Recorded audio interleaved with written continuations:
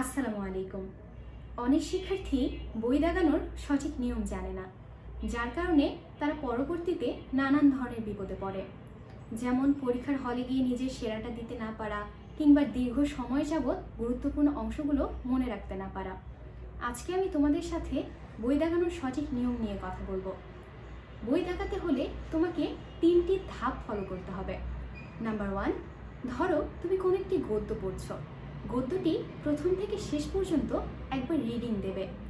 Number 2, গদ্যে বুঝে বুঝে পড়ার মতো যে লাইন্সগুলো আছে সেগুলো বুঝে বুঝে পড়বে। নাম্বার 3, এখন মোস্ট ইম্পর্ট্যান্ট কাজ, যে গুরুত্বপূর্ণ লাইন্সগুলো আছে সেগুলো সুন্দর মতো দাগাবে। শুধুমাত্র লাইনগুলো দাগালে হবে না, সেখানে যে কিওয়ার্ডসগুলো আছে সেগুলো সুন্দর মতো গোল করে রাখতে হবে। কীরকম? ধরো তুমি কোনো একটি লাইন পড়ছো, Dhaka is the capital of Bangladesh. তুমি পুরো লাইনটি দাগালে, কিন্তু এখানে যে কিওয়ার্ডসগুলো আছে ঢাকা, ক্যাপিটাল এবং বাংলাদেশ, এই 3টি ওয়ার্ডস তুমি সুন্দর মতো গোল করে দাগিয়ে রাখবে, যেন খুব সহজভাবেই তুমি এই 3টে ওয়ার্ডের মাধ্যমে পুরো লাইনটি মনে রাখতে পারো। আর পরীক্ষার আগে সব কিছু রিভিশন দেওয়ার সময় হবে না, শুধুমাত্র কিওয়ার্ডসগুলোর উপর চোখ বুলিয়ে নিলেই তোমার রিভিশন হয়ে যাবে। সঠিকভাবে বই দাগিয়ে পড়ো, তাহলে ইনশাআল্লাহ তুমি ভালো ফলাফল পাবে। আল্লাহ হাফেজ।